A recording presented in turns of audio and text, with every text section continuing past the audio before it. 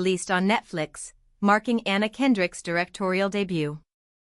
I thought she did a commendable job with this film, which focuses on real-life serial killer Rodney Alcala. The story centers on his 1970s appearance on the popular dating show, The Dating Game, where he encountered contestant Cheryl Bradshaw, while also providing glimpses of his killing spree from 1971 until his arrest in 1979. The movie highlights how the true events and lack of police focus allowed him to evade capture for so long. It is a haunting film and was compelling to follow. Overall, I found the movie to be a solid debut for Kendrick. The opening scenes set a dark, intense tone, showing Alcala's unsettling actions, which were difficult to watch yet effectively depicted the danger. The film skillfully transitioned between different time periods, mainly focusing on 1978, when Rodney appeared on The Dating Game, with other scenes from 1971, 1977, and 1979 interspersed to reflect the sporadic nature of his crimes and the challenges in tracing them. He was eventually found guilty of 8 murders in total, however it's thought he killed many more women and girls.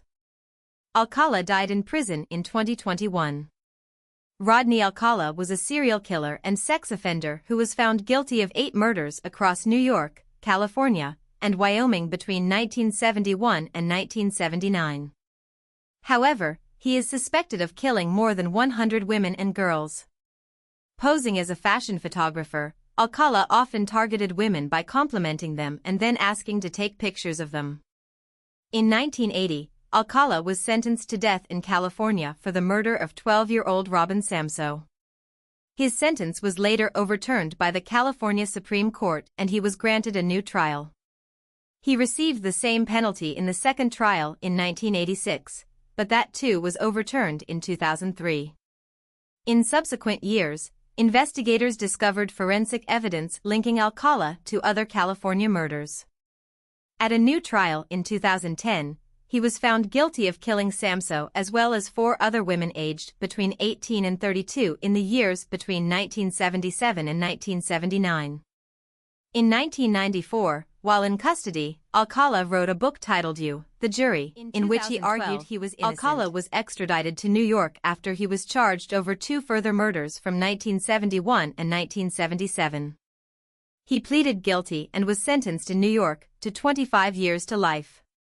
In 2016 he was charged with the 1977 murder of Christine Ruth Thornton, a woman who investigators had identified in one of his photos. Alcala died of natural causes in 2021 aged 77 at a hospital near the Corcoran State Prison in California. Alcala became retrospectively known as the Dating Game Killer because of his television appearance in the midst of his killings. In September 1978, Alcala had taken part in The Dating Game, a U.S. TV show. The show saw a single woman ask questions to 3 potential partners who could be seen by the audience, but not by her. The show would conclude with the woman selecting one of the men to date, based on their answers. It's thought Alcala was selected because he was tall, handsome and charming, and producers did not conduct a background check. In the episode he appeared on, Alcala was chosen by Cheryl Bradshaw at the end of the show. But Bradshaw later said she decided not to proceed with the date after a conversation with him backstage during which she thought he was creepy. The decision likely saved her life.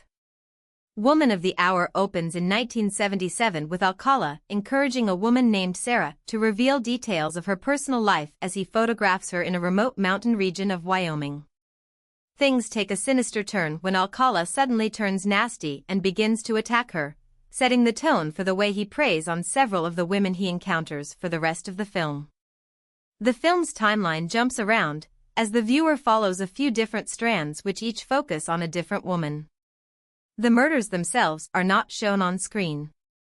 Instead, the film focuses on Alcala's initial encounters with the women and the moments leading up to the killings. A sizable portion of the movie is taken up with the day the episode of The Dating Game was filmed. As well as directing the film, Kendrick plays Bradshaw, the woman who appeared on the dating show alongside Alcala. Although based on real-life cases, the film takes some artistic license. For instance, Bradshaw is seen going against the dating show presenter's wishes by going off-script and asking the bachelors her own questions, giving the film a more feminist angle than was the case in reality. Alcala is also an invention. In reality, they never made it as far as a date, but the film imagines their trip to a bar and a subsequent altercation in the car park. Autumn Best as Amy in Woman of the Hour. She is leaning out of the passenger side of the car and is wearing a mustard-colored suede jacket with tassels on. The story of Monique Hoyt, who was able to escape from Alcala's car, is one of those depicted in the film. One of Alcala's victims, Monique Hoyt, was able to escape after being attacked, and hers is one of the stories presented in the film. Aged 15, Hoyt was posing for photos in February 1979 in an isolated mountainous area when Alcala knocked her unconscious and sexually assaulted her. When she came round, Hoyt was aware she'd been raped, but, in an attempt to escape, she convinced Alcala she wasn't angry and wanted to pursue a relationship with him. The two of them returned to his car and drove on. When Alcala stopped at a petrol station to use the bathroom, Hoyt fled from his car and raised the alarm. The film shows the woman, named Amy in the film, taking shelter in a nearby diner until the police arrive and arrest him. But although Hoyt escaped, in reality Alcala was released soon after when his mother posted his bail. The cast delivered strong performances, with Kendrick portraying a range of emotions, from determination in her career pursuits to fear around Alcala. Daniel Zato convincingly portrayed Alcala, balancing his charming facade with a chilling interior. Runtime felt appropriate, allowing for an engaging experience without dragging. It opted to depict the killer's story from the specific time frame when he appeared on the dating game, juxtaposed with scenes of his crimes, providing a unique perspective compared to other series like Murphy's Dahmer. The movie concludes with Cheryl deciding to leave LA after her encounter with Rodney in 1978.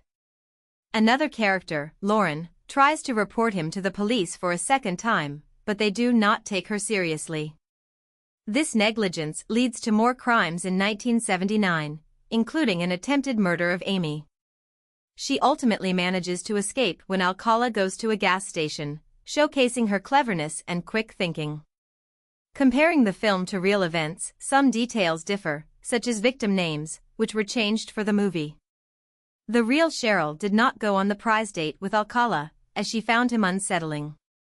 Alcala was later connected to numerous murders, with 8 confirmed victims and potentially over 130 cases. He died of natural causes on July 24, 2021, in a California prison. Overall, Woman of the Hour is a stylistically engaging film with solid performances and a chilling portrayal of a notorious serial killer.